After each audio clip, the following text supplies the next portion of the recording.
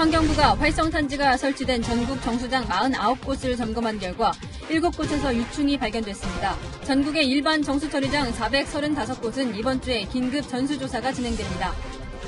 수돗물에서 유충이 나왔다는 의심 신고가 급증해 700건을 넘었습니다.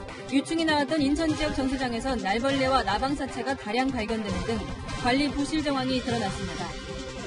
미래통합당은 최근 불거진 부동산 논란에 대해 대통령이 직접 사과하라고 촉구했습니다. 더불어민주당은 2004년에 나온 행정수도 이전 위헌 결정은 영구 불변한 것이 아니라며 행정수도 이전을 거듭 강조했습니다. 이인영 통일부 장관 후보자가 북한의 물과 술을 남한의 쌀과 약품으로 바꾸는 물물 교환 방식을 제안했습니다. 하지만 트럭이나 항공기, 선박으로 물자를 운반하는 것 자체가 제재 대상이어서 논란이 예상됩니다. 경기도 용인의 물류창고에서 큰 불이 나 근로자 5명이 숨졌습니다. 지하 4층에서 폭발과 함께 불길이 시작된 것으로 보입니다. 해마다 400만 명이 찾는 미국 요세미티 국립공원의 하수에서 코로나19 바이러스가 검출됐습니다. 확진자가 배출한 것으로 추정되는 바이러스가 폐수를 통해 흘러가는 걸로 추정됩니다. 안녕하십니까. 뉴스의 동정민입니다. 열흘 넘게 우리 무중이었던 수돗물 유충의 발생 원인은 예상대로 정수장에 있었습니다. 전국에 활성탄 여과지가 설치된 정수장 49곳을 긴급 조사해보니 7곳에서 유충이 발견됐습니다. 인천뿐만 아니라 전국 정수장에 문제가 있었다는 건데 관리가 부실했던 정황도 쏙쏙 드러나고 있습니다. 첫 소식 홍진우 기자입니다. 양산 지역 4개 공단에 물을 공급하는 범어정수장. 환경부 조사에서 수중벌레 유충 3마리가 발견됐습니다. 이 정수장에서 유충이 발견되자 양산시는 정수장 운영을 중단했습니다. 이 정수장은 지난 1998년부터 고도 처리 시설을 운영 중이었는데 인천 지역처럼 역시 물을 정화하는 활성탄지가 문제였습니다. 시는 활성탄을 전부 교체하기로 했습니다. 전체적으로 교체 작업을 하면 한 달 이상이 걸리는 걸로 지금 확인을 하고 추진 중에 있습니다. 환경부가 활성탄지가 설치된 전국 정수장 49곳을 조사해보니 인천 지역 2곳을 비롯해 7곳에서 유충이 나왔습니다. 정수장 내 활성탄지에서 부화된 유충이 걸러지지 않고 정수장 배수지를 거쳐 가정까지 공급된 것으로 다만 인천의 지역에선 배수지나 수돗물을 사용하는 가정에서는 유충이 나오지 않았다고 덧붙였습니다. 이 밖에 서울 구의회 암사 등 12개 정수장은 부실한 방충망 설치 같은 운영상 문제도 지적됐습니다. 주민들은 불안감을 감추지 못합니다. 주로 정수기를 여전을 많이 하지. 그래도 뭐 씻는 거는 수돗물을 씻어야 되니까 수돗물을 열심히 보고 있습니다. 빨리 원인을 찾아서 안심하고 수돗물 마실 수 있게 그렇게 됐으면 좋겠습니다. 걱정이 많이 됩니다. 정부는 이번 주 내로 전국 일반 정수처리장 435곳에 대해서도 전수 점검을 마치기로 했습니다. 채널A 뉴스 홍진호입니다. 하지만 의문이 완전히 풀린 건 아닙니다. 유충이 발견된 정수장은 7곳뿐인데 전국에서 유충 발견 신고가 잇따르고 있습니다. 인천의 정수장에서는 깔따구 유충뿐 아니라 날벌레도 발견됐습니다. 구자준 기자입니다. 유충이 발견된 인천 지역 정수장에서는 깔따구 유충뿐 아니라 날벌레 사체도 발견됐습니다. 현장을 돌아본 한국수자원공사 관계자는 채널A와의 통화에서 육안으로 식별 가능한 날파리를 확인했다고 말했습니다. 어디서 유입됐는지는 확인할 수 없지만 정수장에 다량이 있었다는 겁니다. 어제 오후 6시 기준으로 인천에서 접수된 유충 관련 신고는 총 717건. 이 중 실제로 유충이 발견된 건 187건입니다. 인천의 상황이 심각해지자 환경부는 인천 수돗물 유충과 관련한 전문가 합동정밀조사단을 구성해 조사를 시작했습니다. 유전자 검사를 해봐야 되거든요. 그러니까 유충들이 비슷하게 생겨가지고 이게 어떤 종류인가. 신고 건수는 전국적으로도 늘고 있습니다. 서울에서는 오늘까지 10건의 신고가 접수됐고 양천구에서는 실제로 유충이 발견돼 상수도 사업본부가 수거했습니다. 부산에서도 지금까지 의심 신고가 19건 접수됐고 대전과 광주, 울산 등에서도 신고가 이어지고 있습니다. 다만 이 지역은 정수장의 문제가 아니라 외부에서 유입된 것으로 파악하고 있습니다. 전국의 정수장들은 행여나 벌레가 생길까 각별히 신경을 쓰고 있습니다. 어떤 날벌레라도 들어올 수 없게 방충망을 아주 촘촘하게 설치를 하고 활성탄 흡착기 내에 해충 퇴치기까지 설치를 했습니다. 원인을 알지 못한 채 확산 추세를 보이는 유충 사태, 시민들의 불안감만 커지고 있습니다. 채널A 뉴스 구자준입니다. 우리 국민들 올 초부터 마스크 대란에 시달렸는데 또 비슷한 일을 겪고 있습니다. 유충 걱정에 시달리는 시민들이 샤워기에 끼웠을 필터와 정수기, 생수에 돈을 쓰고 있습니다. 우영기 기자가 현장을 취재했습니다. 샤워기 필터가 진열된 매대가 손님들로 붐빕니다. 진열대 곳곳은 비어있고 마트 직원은 제품을 채워 넣기 바쁩니다. 수돗물 유충 사태로 불안한 시민들이 몰린 겁니다. 혹시나 유충이 샤워하다가 바닥에 떨어질 수도 있고 잘못하면 머릿속에 있을 수도 있고 그런 걸 상상을 하면 주부로서는 많이 끔찍하고요. 지금 안방하고 거실 거 화장실하고 싱크대 거하고 샀어요. 세 가지. 근데 또 확실하다 이게 안전성은 없지만 비싸지만 어떻게 막 건강을 위해서 바꾸는 거죠. 인천 지역 대형마트에서 지난 일주일 사이 샤워기 필터 등 수도용품 매출은 전년보다 10배 이상 폭증했습니다. 온라인에서도 필터 샤워기 등이 일찌감치 품절되기도 했습니다. 일주일 사이로 급격하게 고객분들이 많이 찾으셔서 수도 관련 필터를 전보다는 훨씬 자주 보충 진열을 진행하고 있습니다. 생수를 이용하는 집도 크게 늘었습니다. 현관문 앞부터 집안까지 생수 박스가 가득 쌓여 있습니다. 수돗물을 쓰지 못하니 불편이 이만저만 아니지만 뾰족한 방법이 없습니다.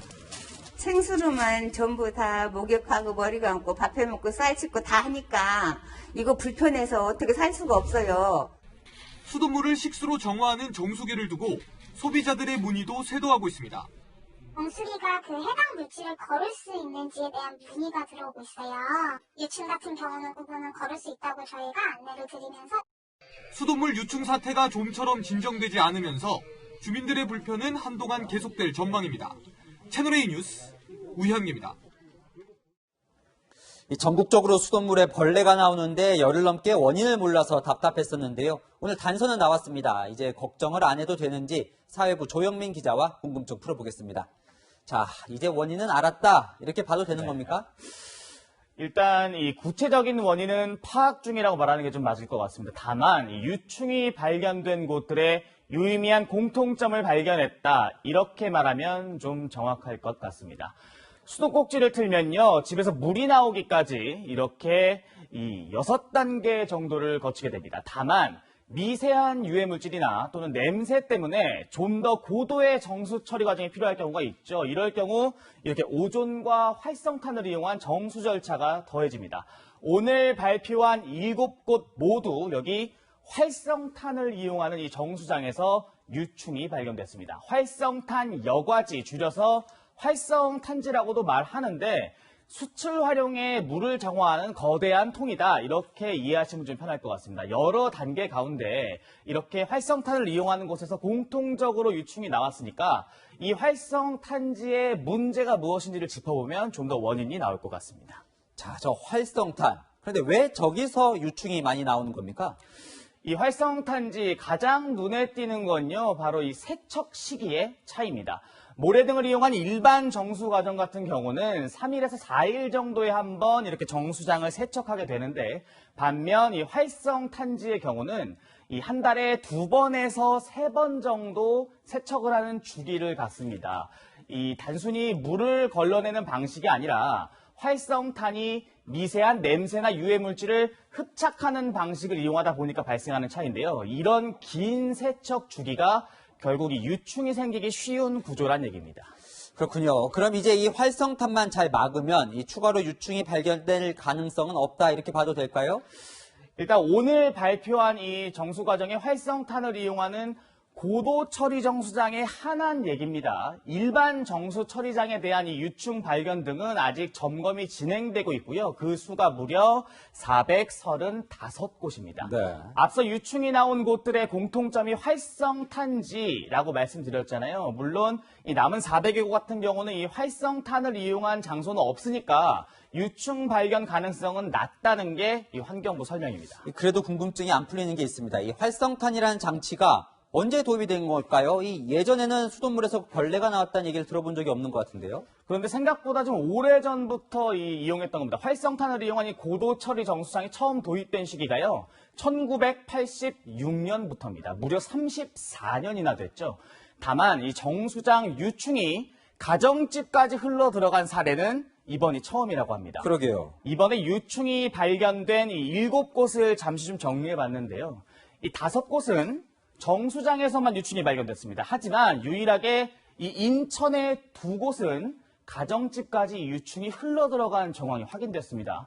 환경부가 인천 정수장 이 2곳의 운영 과정에서 문제가 있었을 가능성도 있다. 이런 가능성에 좀 무게를 두고 있는 이유입니다. 네, 이 생수가 동이 났다고 하죠. 이 시민들 수돗물 마셔도 되는지 샤워도 해도 되는지 걱정이 많은데 문제 없습니까? 말씀하신 사용해도 되냐 이 부분이 가장 관심이실 텐데 단순히 유해성만 따진다 그러면 큰 문제는 없다는 의견을 가진 전문가들이 많았습니다.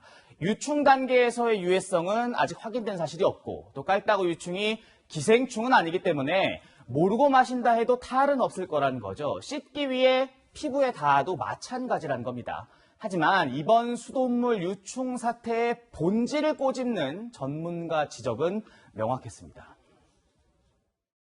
이것이 지금 유해하냐 무해하냐의 문제가 아니잖아요. 수돗물에서 나오면 안 될 그 벌레의 유충이 나온 거기 때문에 수돗물의 실내가 깨진 상황이라서 우리가 수돗물로 쓸 수가 없다는 것이죠. 이 당연하게 여겼던 깨끗한 수돗물에 대한 국민 신뢰가 깨졌던 겁니다. 네, 일말의 걱정도 남지 않도록 확실하게 뿌리를 뽑아야겠습니다. 사회부 조영민 기자와 알아봤습니다. 지금부터는 정부의 부동산 정책 논란 하나씩 짚어보겠습니다. 부동산 가격 잡아주면 제가 피자 한 판씩 쏘겠습니다. 3년이 지났는데요. 성적표는 어떨까요? 김영삼 대통령 때부터 서울 집값을 놓고 비교했더니 문재인 정부 때 아파트 가격 상승액이 가장 많이 올랐습니다. 정현우 기자가 자세히 비교해드립니다. 그냥은 한 4, 5억 했는데 지금 뭐 15억 간다 막 그러더라고. 똑같아. 강압리로 똑같은 것 같아. 이명박 정부 때는 집값은 신도시 건설인가 하면서 떨어졌잖아요. 우리 아들도 지금 전세 살고 있는데 지금 뭐 집 구해주려고 해도 지금 집값이 워낙 비싸니까. 시민단체 조사 결과 문재인 정부에서 부동산 가격이 가장 많이 뛴 것으로 드러났습니다. 조사 대상은 서울 아파트 34개 단지 8만여 세대로 약 82제곱미터 면적의 아파트를 기준으로 했습니다. 2017년부터 올해까지 문재인 정부 3년 동안 서울 아파트 가격은 4억 5천만 원 올랐습니다. 이명박 박근혜 정부 당시 상승액이 2억을 밑돈 대비하면 2배 넘게 상승했습니다. 역대 정부 중 가장 많이 뛴 겁니다. 상승률로 따져보면 노무현 정부가 1위였고 문재인 정부가 3위를 차지했습니다. 글로벌 금융위기 이후 대규모 주택 공급에 나섰던 이명박 정부 시절 아파트값은 13% 하락하기도 했습니다. 서울 강남과 강북의 아파트값 차액도 덩달아 벌어졌습니다. 1993년 900만 원이었던 차액은 올해 9억 2천만 원으로 뛰어 28년 만에 100배 차이가 됐습니다.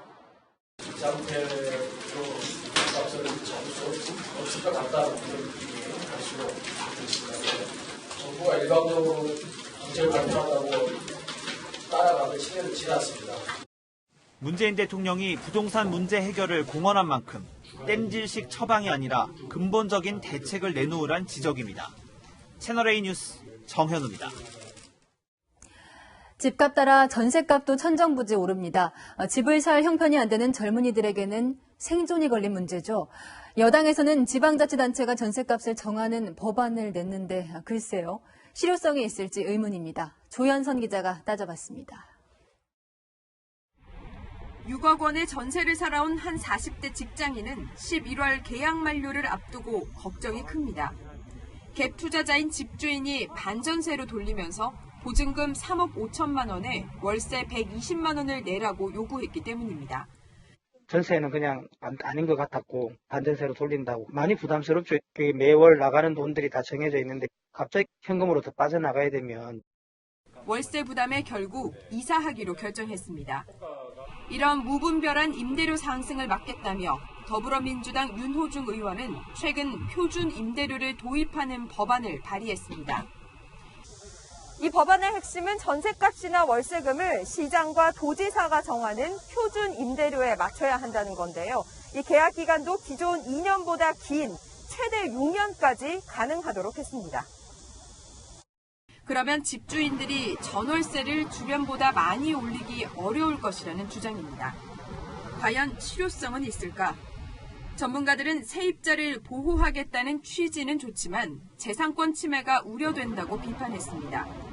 그 임대료 결정 과정에 정부나 공권력이 지나치게 개입 간섭하게 되고 그런 면에서 좀 초법적이고 실효성이나 현실성은 떨어진다고 봅니다.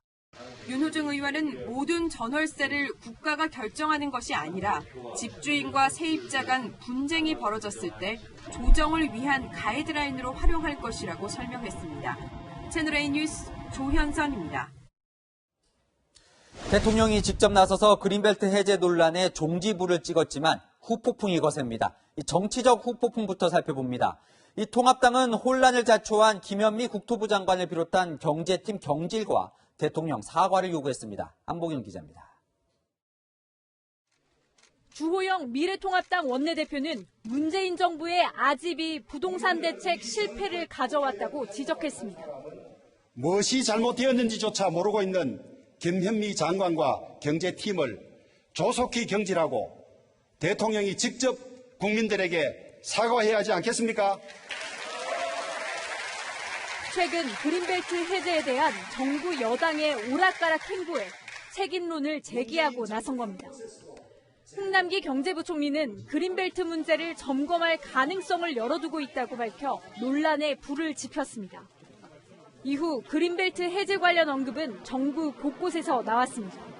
그린벨트를 당장 활용하겠다라고 하는 것은 좀 더 신중하게 봐야 될 문제라고 생각을 하고 있습니다. 이미 당장관을 통해서 의견을 정리를 했습니다. 그린벨트는 한 번 훼손하면 복원이 안 되거든요. 매우 신중해야 된다고 생각을 해요. 시민들은 정부 스스로 부동산 정책에 대한 신뢰를 떨어뜨렸다고 지적합니다. 국민들도 이제 막 헷갈릴 정도로 왔다 갔다 하니까 그래서 다 이게 뭐가 맞는 건지. 그린벨트를 푼다 안 푼다 우리 국민을 갖고 조롱하는 거잖아요. 청와대는 대통령 사과 요구를 정치적 공세로 보고 대응하지 않기로 했습니다. 채널A 뉴스 안보겸입니다. 부동산 실적 논란의 늪에서 벗어나려는 여당은 빠르게 행정수도 이전으로 이슈 전환을 시도하고 있습니다. 의석수 의를 앞세워 특별법으로 처리를 시도하고 안 되면 개헌도 불사하겠다고 합니다. 전혜정 기자입니다.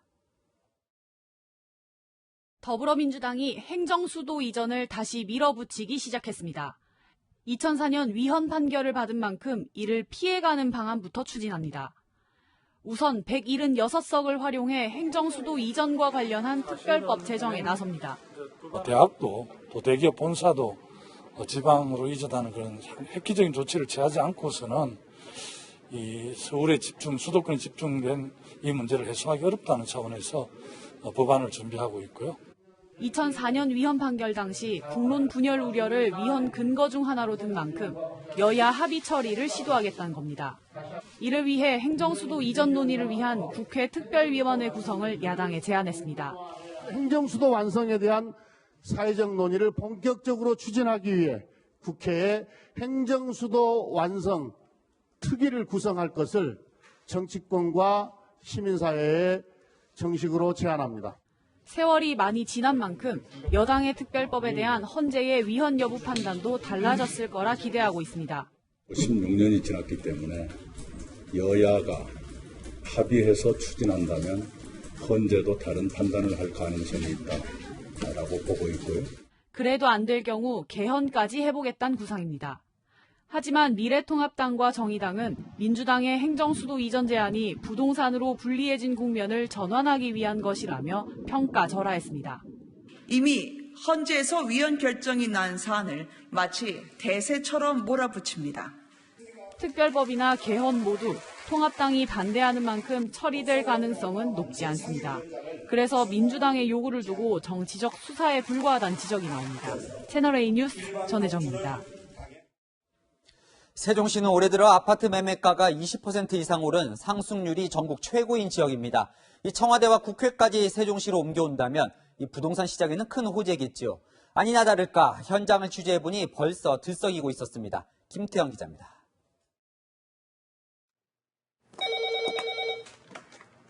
네, 부동산입니다. 부동산 중개업소가 모처럼 활기를 되찾았습니다. 국회와 청와대, 정부 부처를 세종으로 옮기자는 여당 원내대표의 제안 이후 투자할 곳을 문의하는 전화가 잇따르는 겁니다. 관심사는 아파트라고 볼 수 있죠. 아파트에 대한 문의가 가장 많다라고 보면 됩니다. 집을 팔려고 내놨던 사람 중 일부는 값이 더 오를 것이라는 기대 심리에 매물을 거두기도 했습니다. 구체적인 기대 심리를 가지고 계신 것 같아요. 당장 급하지 않은 분들은 물건을 거두겠죠. 좀 더 지켜볼 것 같아요. 7.10 부동산 대책 발표 이후에도 세종시 아파트 매매가 상승률은 1.46%로 전국에서 가장 높았습니다. 여기에 행정수도 이전 가능성까지 거론되면서 주민들의 기대감도 한층 부풀어 올랐습니다. 세종 발전을 위해서도 그렇고 또 나라 전체를 봐서라도 빨리 결정을 해야 서울도 조금 집값도 안정될 것이고. 반면 악화된 여론을 누그러뜨리기 위해 급조한 정치적 발언이라는 의견도 나옵니다. 위헌 판정이 났는데 정치적인 어떤 그런 것들이 다시 깔리지 않을까, 논쟁거리가 되지 않을까, 저는 또 이렇게 생각을 하고 있습니다. 충청권 시도지사들도 행정수도 완성을 지지하는 공동선언문을 내며 분위기 몰이에 나선 상황. 한동안 잠잠했던 행정수도 카드가 다시 수면 위로 올라오면서 부동산 시장에 또 다른 불쏘시개가 될 수 있다는 우려도 나옵니다. 채널A 뉴스 김태형입니다.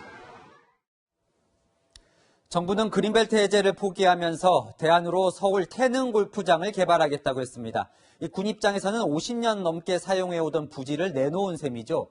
그런데 이곳 역시 그린벨트 지역이 포함되어 있는 것으로 확인돼 논란이 일고 있습니다. 이 대안으로 성남 골프장도 거론되지만 군은 더 이상 내어줄 땅이 없다고 방어막을 쳤습니다. 정다은 기자입니다. 약 83만 제곱미터인 태릉 골프장에는 최대 10,000 가구의 아파트를 지을 수 있습니다.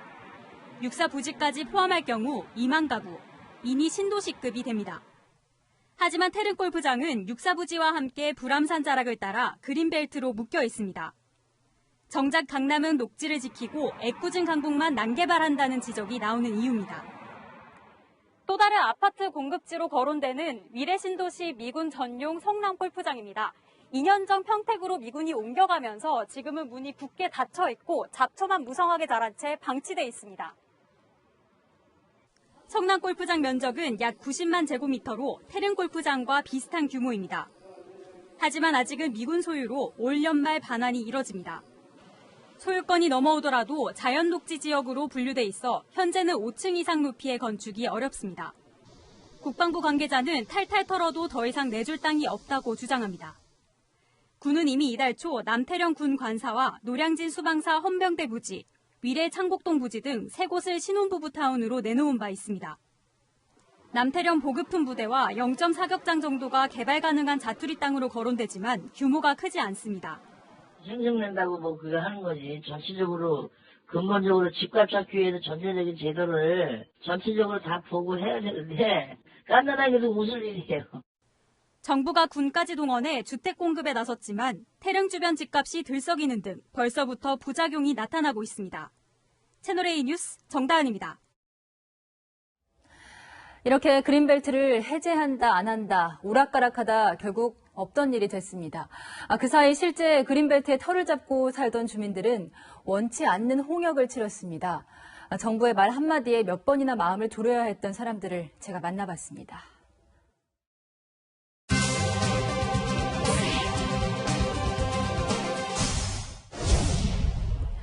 서울 서초구 일대에 있는 그린벨트 지역입니다. 이렇게 주로 농경지로 사용되고 있는데요. 바로 길 건너편에는 그린벨트가 일부 해제돼서 조성된 아파트 단지가 보입니다.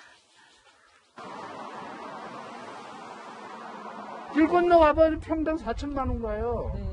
그러면 여기 400만 원이면 이 말이나 돼요? 그린벨트 안에 있는 땅을 40년 동안 소유했다는 주민과 동행했습니다. 그럼 지금 이 안에는 그냥 주민분은 몇 분 정도 사세요? 많이 살아요. 많이 사는데 너무 열악해. 울퉁불퉁한 도로를 따라가다 보니 비닐하우스와 밭이 곳곳에 보입니다. 비닐하우스 들어갔다가 비판하잖아요. 지을 수 있는 게 이거밖에 없어요. 내 땅이라도 이거밖에 할 수 없어. 비닐하우스 안으로 들어가 봤습니다. 너무 누추해서 설명을 드리기가 어렵네. 샤워할 수 있게 좀 이렇게 깔끔하게 우리가 할래도 너무 규제가 심해. 내 돈 들여서 한다고 해도 재산권 행사는 제한돼 있지만 재산세는 다 내야 합니다.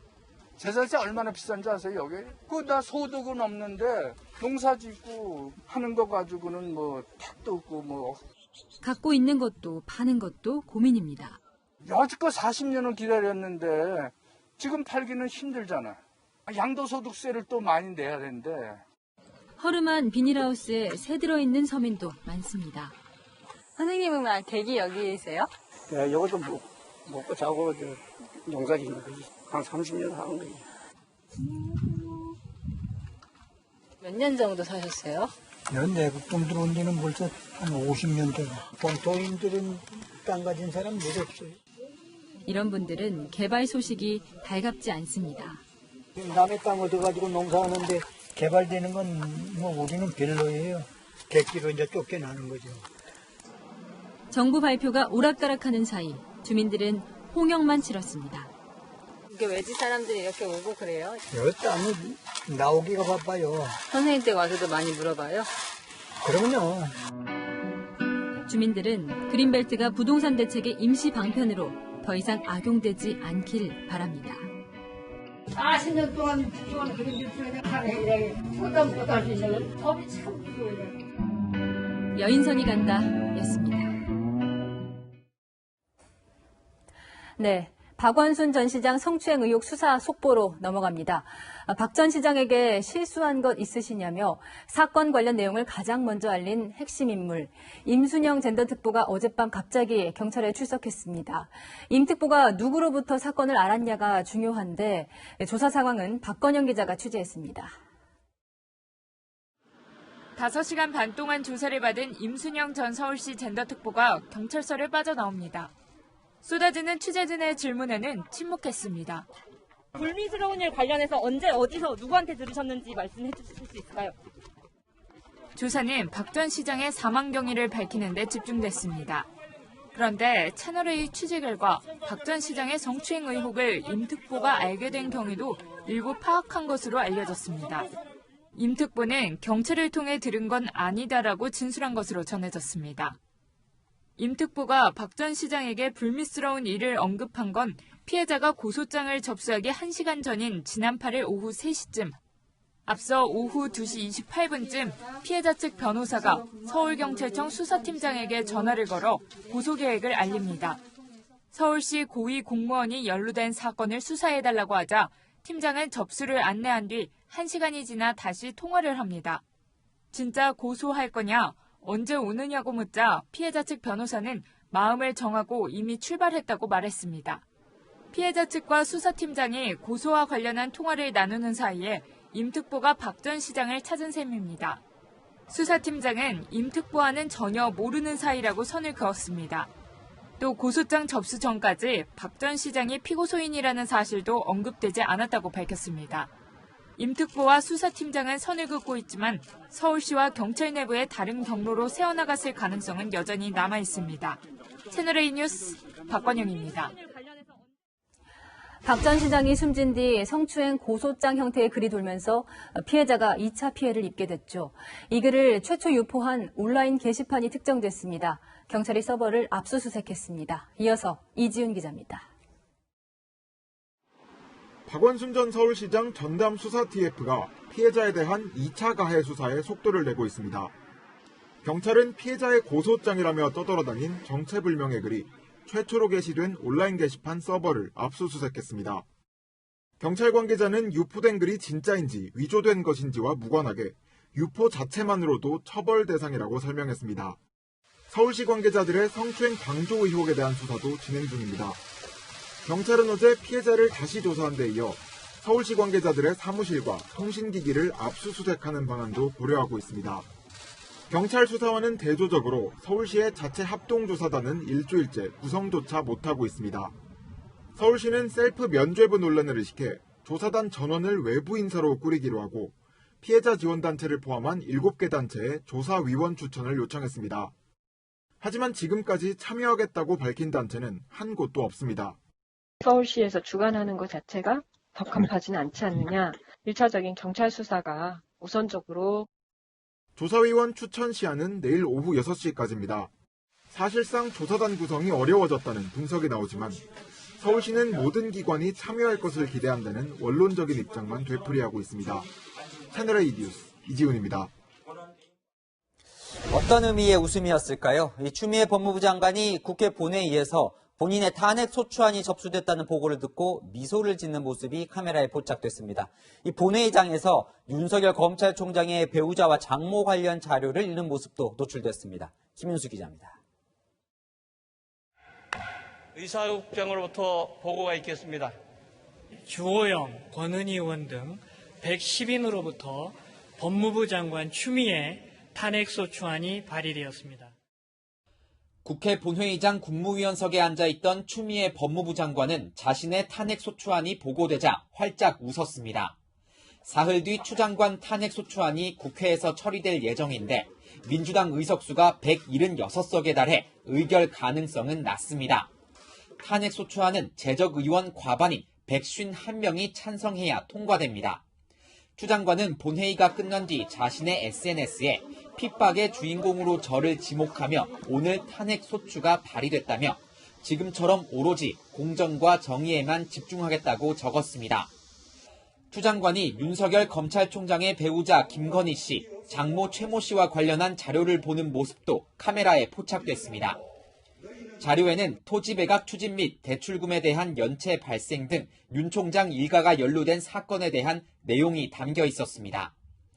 윤 총장과 갈등을 빚고 있는 추 장관이 의도적으로 휴대전화 화면을 노출한 것 아니냐는 분석이 나옵니다. 채널A 뉴스 김윤수입니다.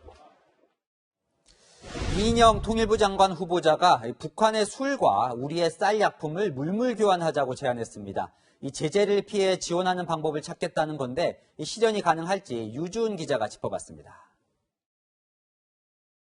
전격적인 남북 연락사무소 폭파. 이어진 대남 비방과 관계 단절. 대체 판문점 선언과 9월 평양 공동선언에서 남조선 당국이 이행해야 할 내용을 제대로 실행한 것이 한 조항이라도 있단 말인가? 이인영 통일부 장관 후보자는 꼬일 대로 꼬인 남북관계를 풀어보겠다며 물물 교환을 제안했습니다. 금강산과 백두산의 물, 대동강의 술, 이런 것과 우리의 쌀, 약품 이런 것들을 물건 대 물건, 현물 대 현물로 서로 교역해보는. 대북 제재에 걸리지 않으면서 북한을 지원할 수 있는 방법이란 겁니다. 인도적인 차원, 또 그리고 우리 남북관계의 특수성, 내부 거래 이런 차원에 하면은 충분하게 이런 미국이나 국제사회의 대북 제재 예외 조항으로서 가능하지 않을까. 현금 대신 물건이 오가는 건 가능하지만 문제는 운송수단입니다. 항공기든 선박이든 화물차든 물건을 싣고 북한에 들어가려면 유엔과 미국의 제재를 풀어야 합니다. 때문에 중국 등 제3국을 통해 교역하거나 판문점에서 주고받는 방법도 거론됩니다. 일단 북한과 마주 앉을 환경이 만들어져야 합니다. 개인적인 입장으로서는 연기되었으면 좋겠다 이런 생각을 가지고 있는 것이 사실입니다. 새로운 상상력으로 대북 제재를 뛰어넘겠다는 이인영 후보자의 인사청문회는 모레 열립니다. 채널A 뉴스 유주은입니다.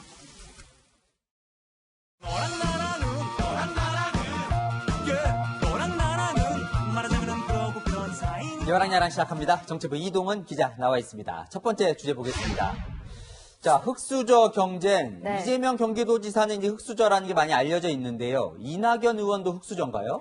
네, 이재명 지사는 중고등학교도 다니지 못한 소년 노동자 출신이죠. 이낙연 의원도 어머니가 채소 장사를 하며 뒷바라지를 했다고 합니다. 그렇군요. Round 1, fight.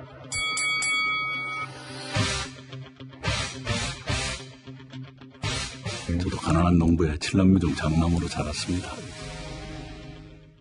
네, 아무래도 이 흑수저 출신이라고 하면 서민과 더 가까워 보이긴 하죠. 네. 그런데 이런 사소한 문제까지 신경전을 벌이는 걸 보니까 네. 이 차기 대권 경쟁 불이 붙긴 하나 봅니다. 이낙연 의원이 어제 스스로 대처가 굼떴다면서 앞으로는 좀 더 자유롭게 말하겠다고 했죠. 앞으로는 하고 싶은 말 하겠다는 건데 그러다 보니 계속 부딪힐 수밖에 없는 겁니다. 서울시장과 부산시장 후보 내는 것과 관련한 이 지사의 어제 발언도 비판했습니다. Round 2. 공천하지 않는 게 맞다고 생각하고요. 장사꾼도 신뢰를 유지하려고 손은 실을 감수합니다. 그걸 몇 개월 끄집어 당겨가지고 미리 싸움부터 하는 것이 왜 필요할까? 그런데 차기 주자들이 너무 일찍 주목을 받으면 이 현 정권이나 당에서는 좀 부담스러울 텐데요. 네, 빨라진 대결에 불편해진 사람이 있습니다. 바로 이해찬 민주당 대표인데요. 두 사람의 발언으로 민감한 공천 문제가 이슈화되는 게 불편했던 모양입니다. 이 대표 민주당 최고위에서 서울, 부산시장 공천 여부는 다음 지도부가 결정할 일이라며 함구령을 내렸다는 얘기가 나옵니다. 함구령이 내려졌지만 대권을 잡기 위한 두 사람의 싸움, 이제부터 시작이 아닐까 싶습니다. 그렇군요. 자, 다음 주제 보겠습니다. 자, 반대의 이유. 이게 다음 주 월요일이죠. 이제 박주원 국정원장 후보자 인사청문회가 열리는데 네. 미래통합당 공세가 생각보다 더 거셉니다. 네, 보수 진영은 박 후보자를 낙마시키겠다고 단단히 벼르고 있습니다. 대북 불법 송금으로 징역형을 살았던 사람을 국가정보원장에 지명할 수 있습니까? 저희 보수 입장에서 봤을 때는 이 대북 문제에 있어서는 주적이군요, 주적. 주호영 원내대표 이 적과 내통하는 사람 이런 네. 공격도 했었잖아요. 그렇습니다. 기억하실지 모르겠지만 20년 전 6.15 남북 정상회담 당시 박 후보자가 북한에 4억 5천만 달러를 송금한 혐의로 징역 3년을 선고받았던 걸 말하는 겁니다. 문재인 대통령은 어제 어떻게 그런 말을 하냐 매우 부적절하다며 주호영 원내대표를 비판했습니다. 근데 그러게요. 이 박 후보자는 사실 정치할 때 국회에 있을 때 통합당 의원들하고도 잘 지냈던 걸로 기억이 나는데 그렇죠. 그래도 이 통합당이 이렇게까지 반대를 하는 속내가 또 있을까요? 좀 속내를 드러낸 사람이 있습니다. 네. 김성원 통합당 원내수석 부대표는 박 후보자는 정보 가공 우려가 크다고 평가한 적이 있는데요. 정치 구단인 박 후보자가 국정원의 정보력을 정치적으로 이용할 경우 통합당이 속수무책으로 당할 수도 있다는 우려가 반영된 게 아닐까 싶습니다. 그렇군요. 이 정치는 역시 냉정한 건가 봅니다. 지금까지 여랑야랑이었습니다. 물류창고 대형 참사가 벌어질 때마다 일제 점검과 엄정 처벌을 약속했죠. 그런데 또 비슷한 사고가 났습니다. 오늘 경기도 용인 물류센터 화재 사고로 5명이 숨졌습니다. 신선미 기자입니다. 물류센터에서 시커먼 연기가 뿜어져 나옵니다. 화염에 녹아내린 자재가 널려 있고 소방대원은 건물 안쪽으로 계속해서 물을 뿌립니다. 경기도 용인의 물류센터에서 불이 난 건 오늘 오전 8시 반쯤. 큰 불은 2시간 만에 잡혔지만 5명이 숨진 채 발견됐고 8명이 다쳤습니다. 당시 건물에선 69명이 근무 중이었는데 사망자는 모두 지하 4층에서 나왔습니다. 건물 밖으로 아직도 연기가 새어나오고 있는데요. 불이 시작된 곳이 지하 4층이어서 인명피해가 컸습니다. 목격자들에 따르면 당시 지하 4층에는 냉동탑차 여러 대가 드나들고 있었습니다. 저온 창고에 보관된 냉동식품을 옮겨 싣고 있었는데 화물차 부근에서 펑 하는 소리와 함께 불이 시작됐단 겁니다. 지하 4층 냉동탑차 아니면 그 옆에 있는 기계 쪽에 이렇게 지금 추적을 하고 있는데 지금 정확한 원인은 화재 감식 중에 있으니까. 생존자들은 굉음과 함께 연기까지 번지면서 탈출에 어려움을 겪었습니다. 연기 나면서 막 소리 지르고 그럴 때 울렸거든. 연기라고 그냥 차버리니까. 회색 연기가 있다가 2초 정도 사이에 갑자기 폭발음 들리면서 아예 안전됐어. 그때부터는 그냥 죽었다 생각하고 있던 거예요. 경찰과 소방당국은 잔불이 정리되는 대로 건물 안으로 진입해 정확한 피해 규모와 화재 원인을 조사할 계획입니다. 채널A 뉴스 신선미입니다. 올 여름엔 2번 휴가 가실 수도 있겠습니다. 광복절 다음인 8월 17일이 임시 공휴일로 지정됐습니다. 황금 연휴를 환영하는 시민들도 있지만 우려하는 목소리도 있습니다. 강지혜 기자가 들어봤습니다. 월요일인 다음 달 17일이 임시 공휴일로 결정됐습니다. 코로나 장기화로 지친 국민들께 짧지만 귀중한 휴식의 시간을 드리고자 합니다. 국민들께 작은 위로가 되었으면 하는 바람입니다.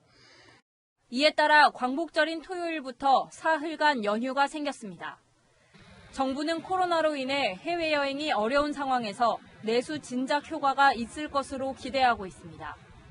현 정부 들어 임시공휴일을 지정한 건 2017년 10월 2일 이후 이번이 두 번째입니다. 시민들은 대체로 환영의 뜻을 나타냈습니다. 이렇게 3일 좋은 연휴가 생겼는데 친구들하고 코로나 방역수칙 잘 지키면서 재밌게 제주도 여행 한번 갔다 오려고 합니다. 하지만 서울 도심의 일부 자영업자들은 우려를 표하기도 했습니다.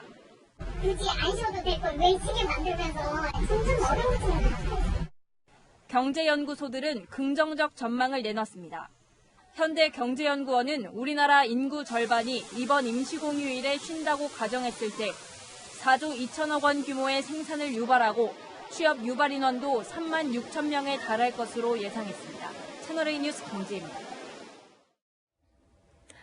한정판 여행용 가방 갖기 위해 마시지도 않을 커피를 사는 주객이 전도된 상황 전해드렸습니다. 이번엔 우산입니다. 웃돈을 얹어서 거래되기도 합니다. 박정서 기자가 현장에 다녀왔습니다. 1999년 커피 전문점 개점 당시에 로고가 새겨져 있는 초록색 장우산. 개당 2만 5천 원으로 한정 수량만 제작됐습니다. 커피 전문점의 21주년 행사 상품으로 나온 우산입니다. 오늘 아침 12개가 입고됐는데 문 연 지 2시간 만에 절반이 팔렸습니다. 1인당 구매 개수를 2개로 제한했지만 판매 첫날 대부분 매장에서 품절됐습니다. 오후에 매장을 찾아가 봤더니 이미 팔렸다는 대답만 돌아옵니다. 9시에 가라.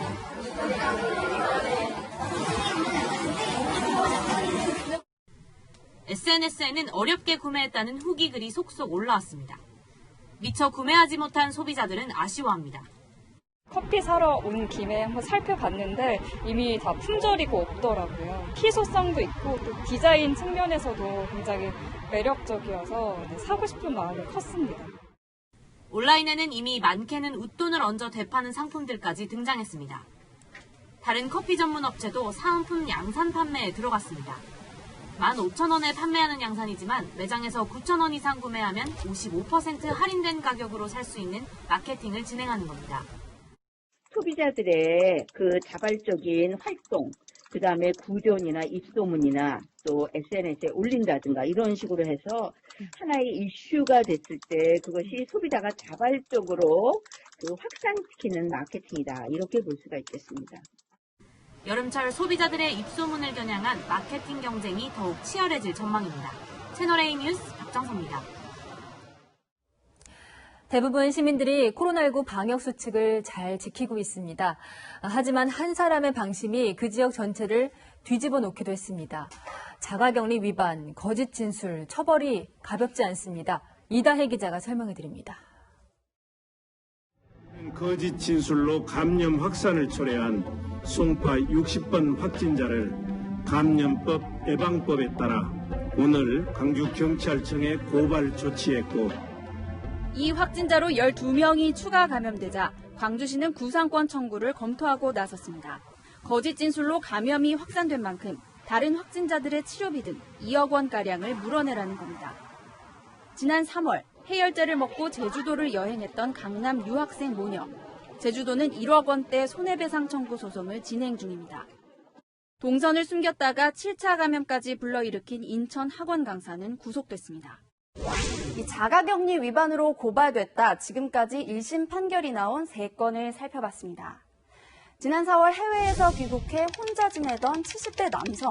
11번이나 무단 이탈했지만 식사 등 기본 생활 때문이었다는 점이 고려돼 벌금 300만 원을 선고받았습니다. 이 60대 남성은 이탈은 2번밖에 하지 않았지만 사우나를 간 게 화근이었습니다. 사람들이 많은 곳에 가서 전파 위험을 높였다는 이유로 더 높은 형을 받았습니다. 이 마지막은 답답해서 한 20대 남성의 변명입니다. 한번 격리 위반을 했다가 임시보호시설에 재격리됐는데 또 탈출해서 술까지 마셨습니다. 징역 4개월의 실형을 선고받았습니다. 다소 강한 양형이 이루어진 것으로 볼 수 있습니다. 코로나19가 국민 건강 및 안전에 큰 영향을 미치는 중대한 사건인 점을 고려해서 경각심을 주기 위해 자가격리 위반으로 적발된 사례는 708건, 사안이 가벼운 144건은 주의만 줬지만 나머지는 모두 고발 조치됐습니다. 채널A 뉴스 이다혜입니다.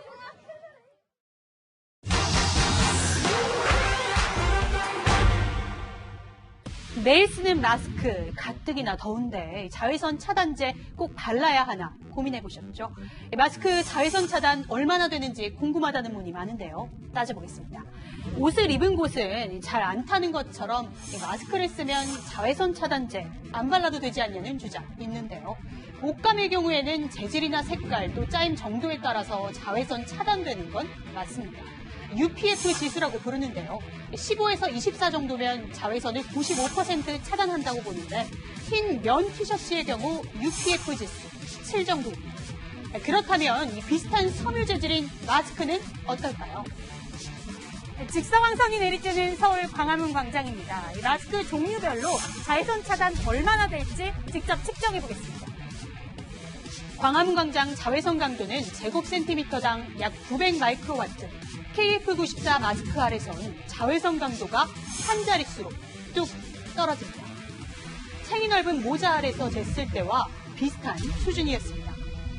반면 여름철 많이 쓰는 비말 차단 마스크 아래 자외선 강도는 약 200 마이크로와트, KF80에 비해 자외선 강도 높게 측정됐습니다. 측정 결과 마스크도 물리적으로 자외선을 어느 정도 차단하는 건 맞지만 전문가들은 자외선 차단제 꼭 바르라고 강조했습니다. 특히 자외선 A, UVA는 파장이 길어서 이 마스크를 뚫고 진피까지 깊숙하게 침투해서 노화의 원인이 되는데요. 더구나 흰색 마스크의 경우에는 이 자외선을 반사해서 이 마스크의 경계, 눈가 주변에 김이나 주근깨가 생길 수 있습니다. 일단 장시간 쓰고 외출하실 때는 바르고 그 위에 마스크를 쓰시는 게 좋고, 다만 이 습기가 차서 피부 질환이 생길 수 있으니 유분이 많거나 자극이 강한 차단제는 피하는 게 좋습니다. 이 밖에도 궁금한 점은 팩트맨 많은 문의 바랍니다.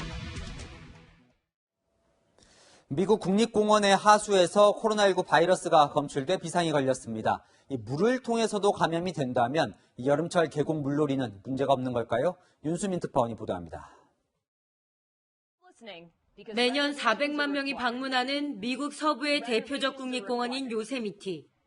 투명 가림막 뒤에 있는 직원이 입장하는 방문객의 티켓을 확인합니다. 트럼프 대통령이 경제 재개를 본격화하면서 다시 문을 열었던 야외 공원 가운데 한 곳입니다. 방문객을 절반으로 줄였더니 다음 달 중순까지 예약이 꽉 찼습니다. We thought there would be a lot less people here, but we have day jobs. We can't just come to the park center. 그런데 지난달 30일부터 일주일 동안 검사가 진행된 이곳 폐수에서 코로나19 바이러스가 검출돼 비상이 걸렸습니다. 관광객이 한꺼번에 몰리면서 확진자가 배출한 것으로 추정되는 바이러스가 폐수를 통해 흘러들어간 겁니다. 감염된 공원 직원이나 거주자는 현재까지 없는 것으로 알려졌습니다. 하지만 검사를 진행한 연구소는 방문자 수 등을 근거로 170명이 감염됐을 수 있다는 분석도 내놨습니다. 하수에서 나온 바이러스가 실제 전염력을 가졌는지 여부는 정확하게 밝혀지지 않았습니다.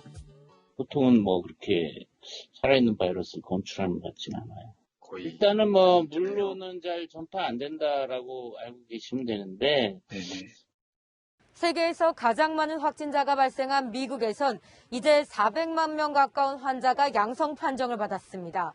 확산세가 잡히지 않자 트럼프 대통령은 석 달 만에 코로나19 브리핑 재개를 선언했습니다. 살균제를 치료제로 활용하자는 발언으로 논란에 휩싸여 지난 4월 말 브리핑을 중단한 바 있습니다.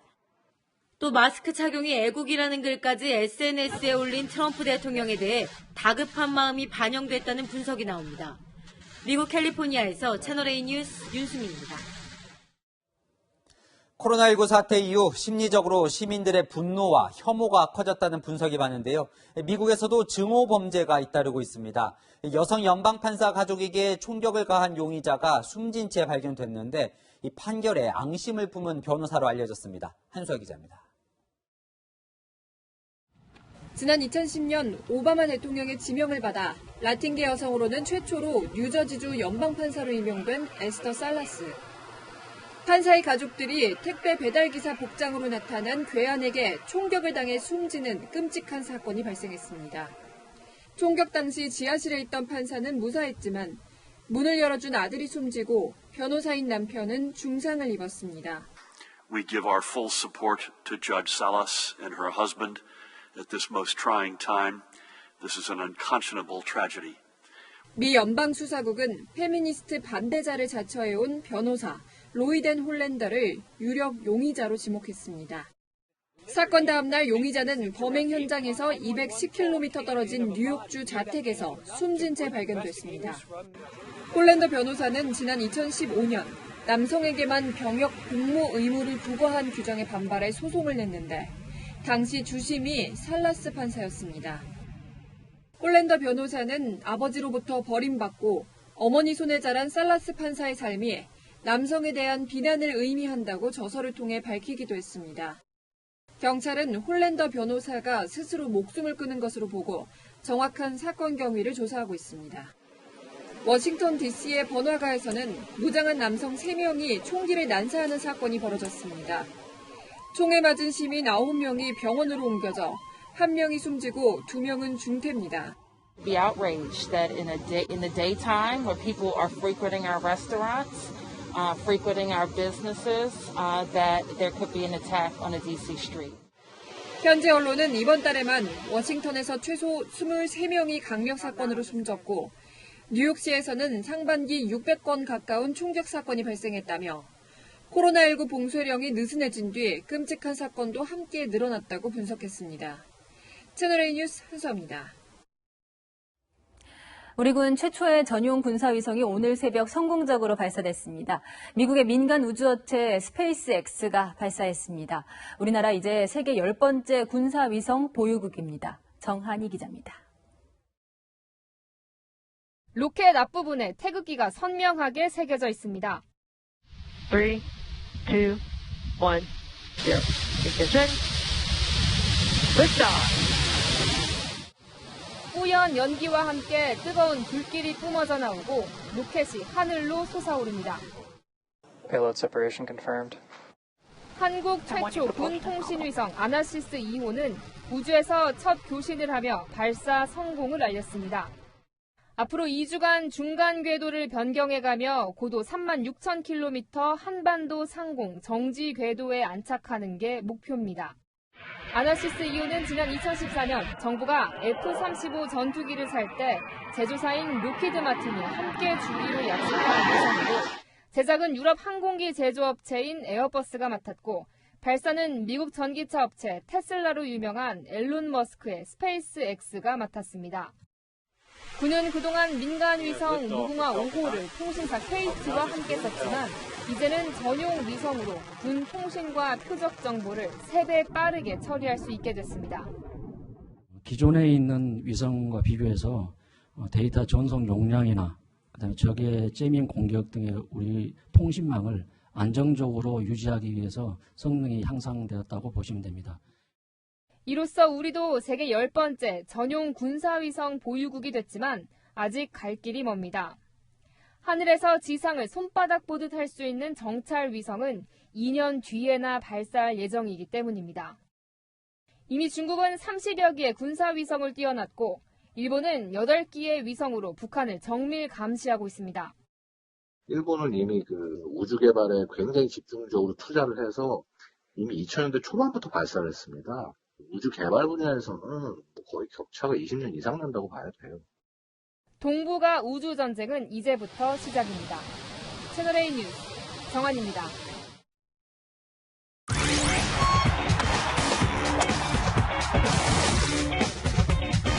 안녕하십니까. 스포츠 뉴스입니다. 오늘부터 프로야구 2위 두산과 3위 키움의 정면 승부가 펼쳐지는데요. 3연전 첫 경기부터 다승 공동선두 알칸타라와 요키시의 맞대결이 벌어지고 있습니다.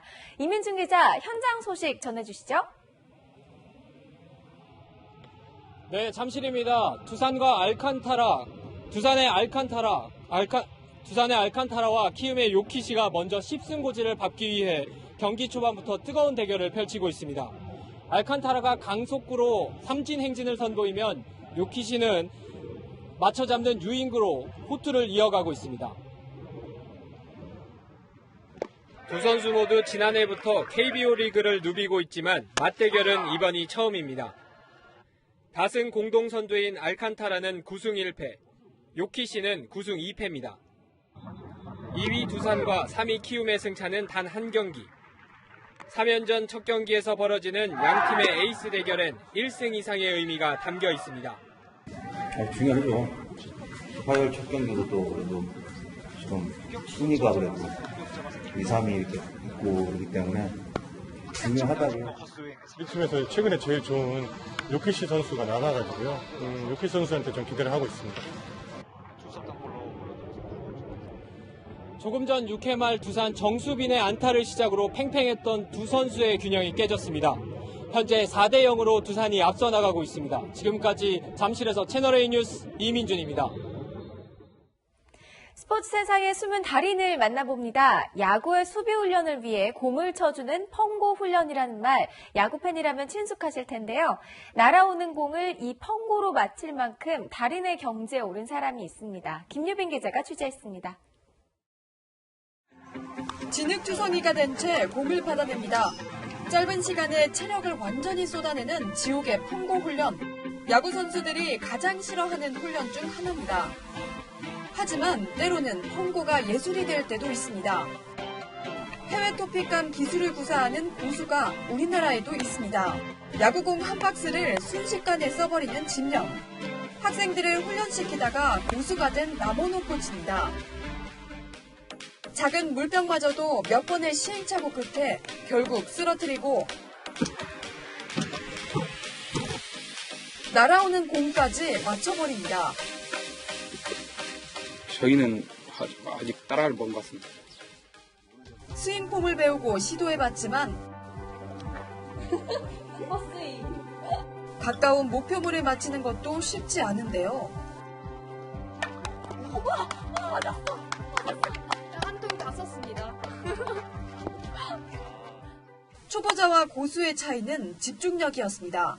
안 쉬고 혼자 한 5시간 동안 쳐본 적이 있어요. 제일 중요한 건 아마 집중력이지 않을까 싶습니다. 프로 생활을 끝내고 코치가 된 지 10년째.